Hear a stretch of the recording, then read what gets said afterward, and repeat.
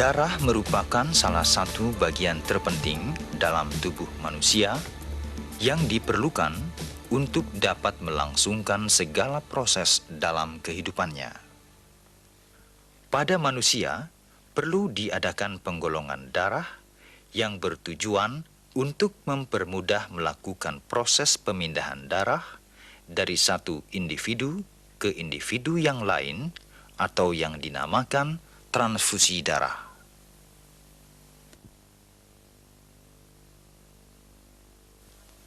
Karena pentingnya penggolongan darah untuk melakukan transfusi darah, maka seorang ahli dari Jerman, yaitu Karl Landsteiner, pada tahun 1900 berhasil menemukan adanya 4 golongan darah pada manusia, yang terdiri dari golongan darah A, B, AB, dan 0, yang sekarang dikenal dengan penggolongan darah sistem AB0.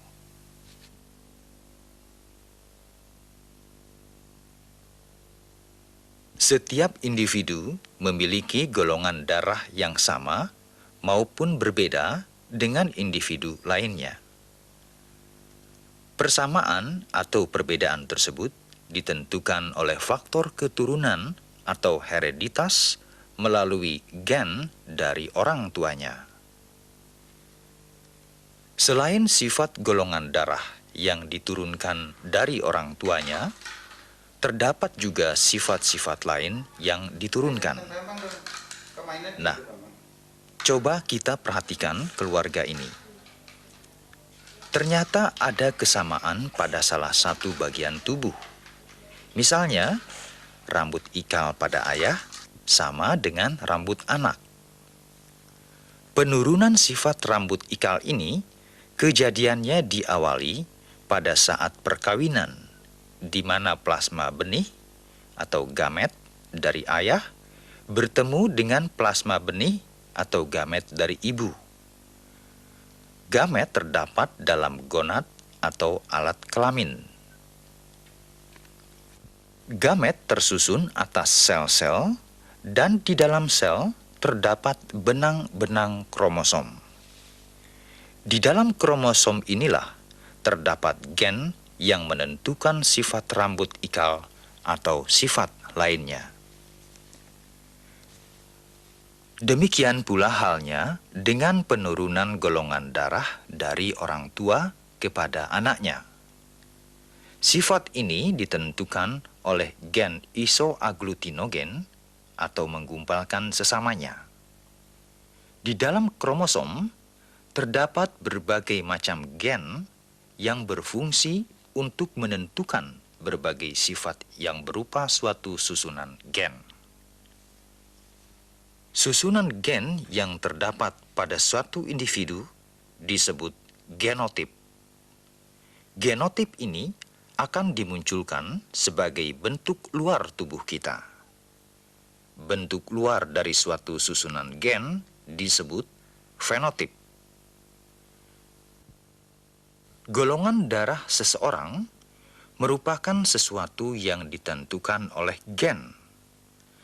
Misalkan, ayah bergolongan darah A, sedangkan ibu bergolongan darah B. Golongan darah yang mungkin dapat diturunkan kepada anaknya adalah A, B, AB, dan 0. Beberapa kemungkinan golongan darah yang diturunkan oleh orang tua yang dapat mempengaruhi golongan darah anaknya masing-masing.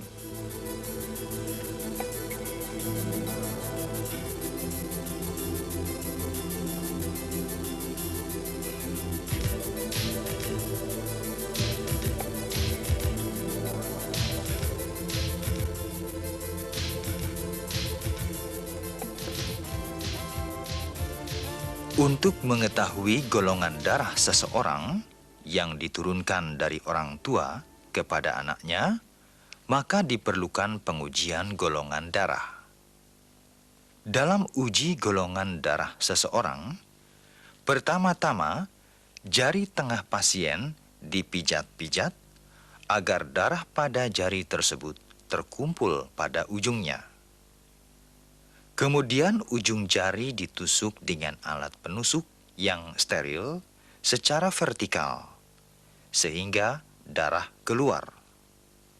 Selanjutnya, darah tersebut diteteskan pada objek gelas di 3 tempat yang bersebelahan. Ketiga tetes darah tersebut diberi zat anti-A dan zat anti-B serta zat anti-AB sebagai pengontrol. Selanjutnya diaduk satu persatu sampai terlihat adanya penggumpalan atau aglutinasi. Apabila yang ditetesi zat anti-A menggumpal, maka diketahui golongan darahnya adalah A. Apabila yang menggumpal adalah yang ditetesi zat anti-B, maka diketahui golongan darahnya adalah B. Apabila keduanya menggumpal, maka diketahui golongan darahnya adalah AB. Sedangkan bila tidak terjadi penggumpalan, maka diketahui golongan darahnya adalah 0.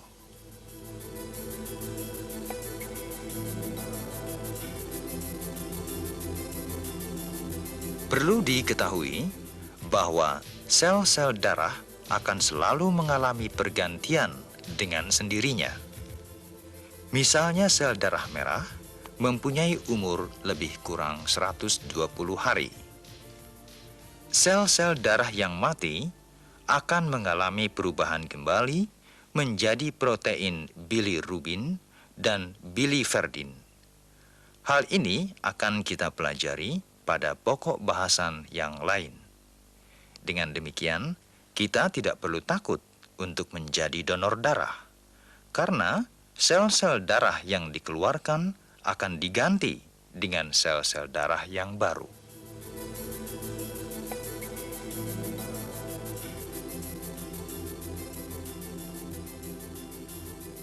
Telah kita ketahui bahwa golongan darah seseorang ditentukan oleh adanya gen isoaglutinogen, yaitu senyawa protein yang terdapat pada permukaan sel darah merah. Tetapi karena terjadi mutasi, gen aslinya berubah menjadi 3 macam alel, yaitu I besar A besar, I besar B besar, dan I kecil. Alel adalah gen-gen yang terletak pada tempat atau lokus yang sama, mempunyai tugas sama, hampir sama, atau berbeda untuk melaksanakan suatu tugas tertentu. Terkadang, pasangan alel pada suatu individu simbolnya sama. Contohnya, gen I besar A besar, I besar A besar, atau I kecil I kecil. Hal ini dinamakan homozigot. Sedangkan kalau tanda kedua gen tersebut berbeda, maka disebut heterozigot, yaitu gen dengan pasangan alel yang simbolnya berbeda. Contohnya, gen I besar A besar, I besar B besar, atau I besar B besar I kecil. Berdasarkan adanya alel tersebut, maka penggabungan dari 2 buah alel pada sebuah lokus akan menghasilkan genotip untuk golongan darah seseorang. Apabila gen I besar A besar bertemu dengan gen I besar A besar yang lain, akan menghasilkan genotip I besar A besar, I besar A besar.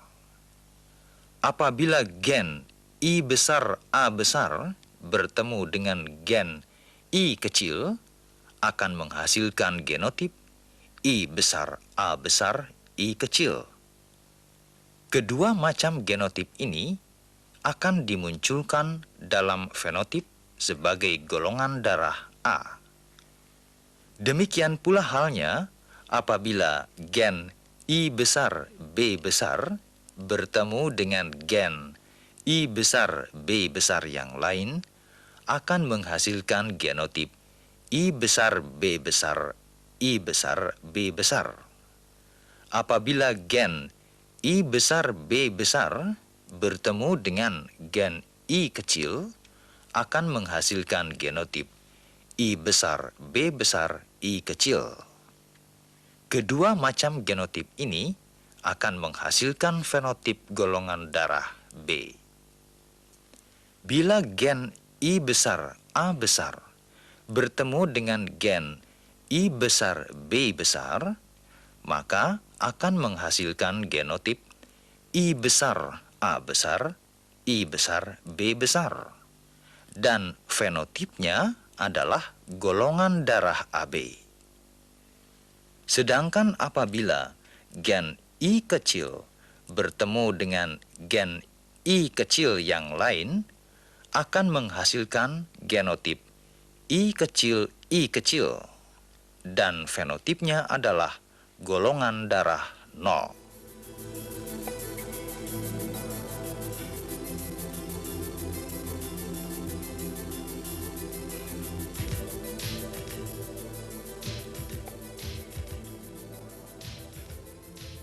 Golongan darah seseorang ditentukan oleh adanya aglutinogen atau antigen yang terdapat dalam eritrosit dan aglutinin atau antibodi yang terdapat dalam plasma darahnya.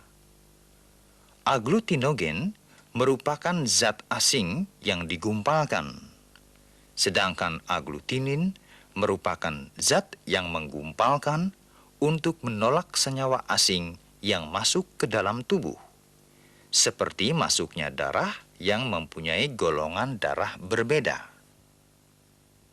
Orang yang bergolongan darah A, di dalam sel darah merah atau eritrositnya terdapat aglutinogen A dan aglutinin atau antibodi beta dalam plasma darahnya. Orang yang bergolongan darah B, di dalam eritrositnya terdapat aglutinogen B dan aglutinin alfa dalam plasma darahnya. Orang yang bergolongan darah AB, terdapat aglutinogen atau antigen A dan B dalam eritrositnya, tidak mengandung antibodi atau aglutinin dalam plasma darahnya. Orang yang bergolongan darah 0, di dalam sel darah merahnya tidak terdapat aglutinogen dan mengandung aglutinin alfa beta pada plasma darahnya. Dalam transfusi darah, harus dihindari pemberian darah dari donor kepada resipien yang golongan darahnya tidak sesuai. Misalnya, donor bergolongan darah A dan resipien bergolongan darah B. Pemberian darah seperti ini akan mengakibatkan zat anti pada resipien akan bereaksi dengan darah donor dan menyebabkan darah resipien menggumpal. Peristiwa ini dikenal sebagai proses aglutinasi.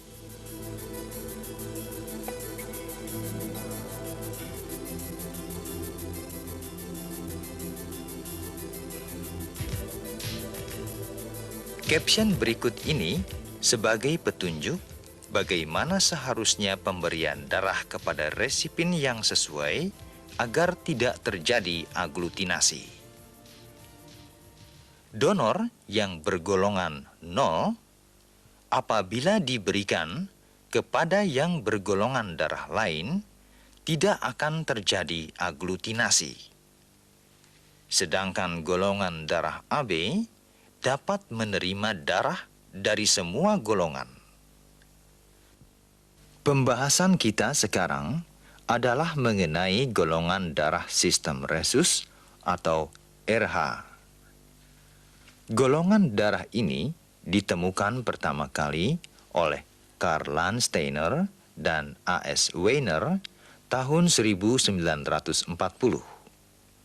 Resus adalah binatang sejenis kera di India yang digunakan untuk meneliti reaksi serum darah, sehingga dapat diketahui bahwa pada manusia terdiri dari dua macam golongan resus, yaitu resus positif dan resus negatif.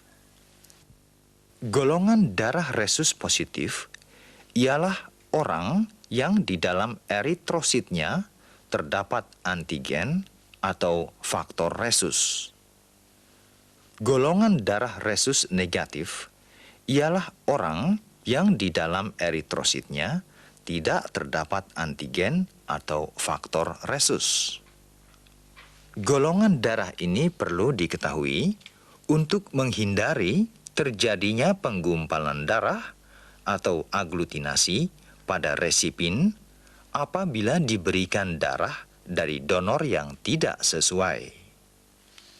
Misalnya, apabila seseorang yang mempunyai golongan resus positif menerima darah dari orang yang bergolongan resus positif atau negatif, maka hal ini tidak akan menyebabkan aglutinasi.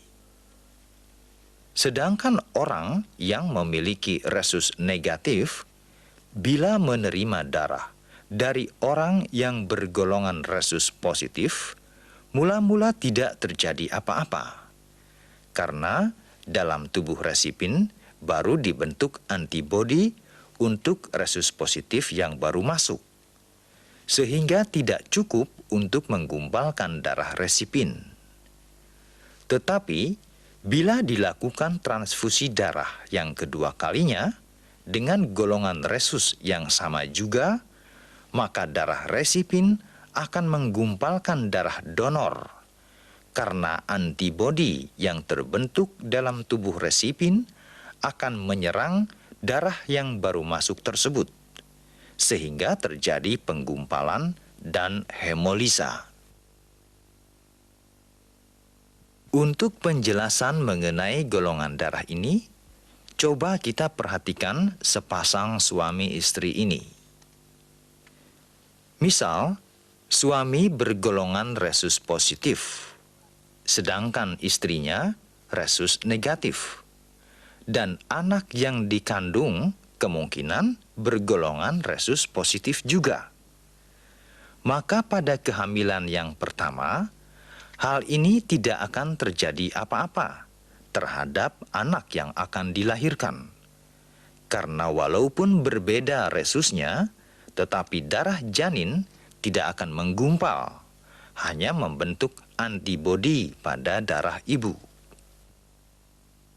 Akan tetapi dalam kasus ini, bila ibu melahirkan anak yang kedua kalinya atau seterusnya, maka bayi yang lahir akan dapat terserang penyakit yang disebut eristoblastosis fetalis. Karena antibodi yang terdapat pada darah ibu pada saat kehamilan pertama akan menyerang antigen pada bayi kedua tersebut. Hal ini menyebabkan sel darah merah anak tidak menjadi dewasa atau hanya berupa bakal sel darah merah atau disebut eristroblas. Keadaan ini menyebabkan bayi yang baru lahir kekurangan darah atau biasa disebut anemia. Dan apabila tidak segera diberikan transfusi kepada bayi dengan golongan darah yang sama, dapat menyebabkan bayi tersebut meninggal akibat kekurangan darah.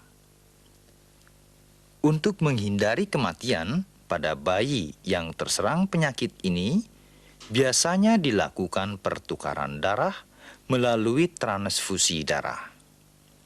Bayi yang menderita eritroblastosis fetalis ditandai dengan tubuh yang gembung-gembung, yang disebabkan kelebihan cairan dalam tubuh, hati, dan limfa mengalami pembengkakan, kulit kuning keemasan, dan dalam darah banyak terdapat bakal darah merah atau eritroblas, dan eritrositnya mempunyai daya ikat terhadap oksigen sangat rendah. Dari beberapa contoh tadi, golongan darah sistem AB0 dan golongan resus dapat kita simpulkan adanya dua kemungkinan, yaitu kompatibel dan inkompatibel.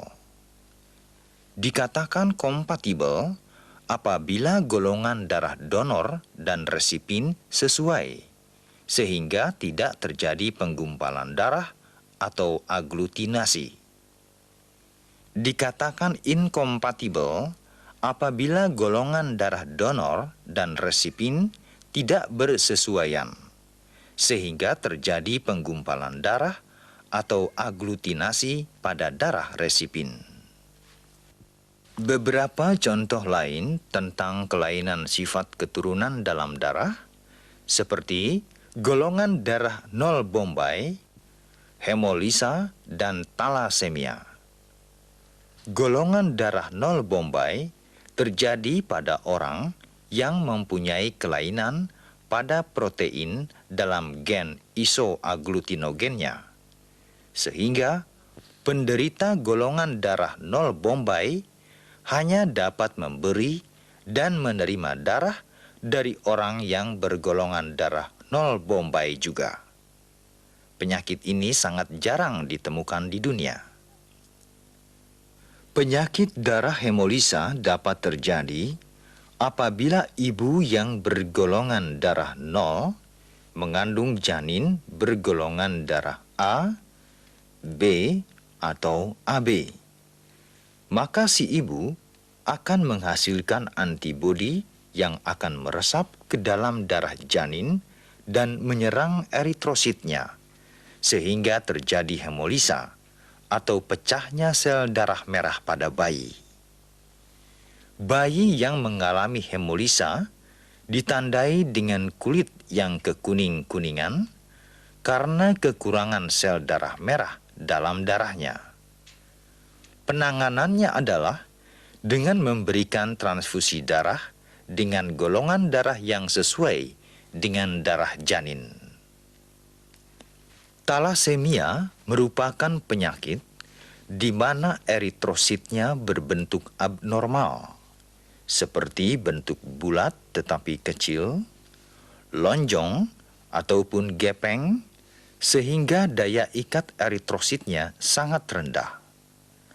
Hal ini berakibat penderita penyakit talasemia jarang yang dapat mencapai usia dewasa. Tanda-tanda penyakit talasemia diantaranya yaitu limfa dan hati membengkak, kulit pucat tetapi pigmentasinya berlebihan, pertumbuhan tulang tidak normal, dan bila di ronsen, tulang tengkorak dan muka menebal, wajah sembab, lengan lebar dan tebal, tidak bersemangat dalam melakukan sesuatu. Sampai saat ini, belum ditemukan cara penanganan yang tepat untuk penyakit ini, kecuali hanya dengan memberikan transfusi darah secara berkala.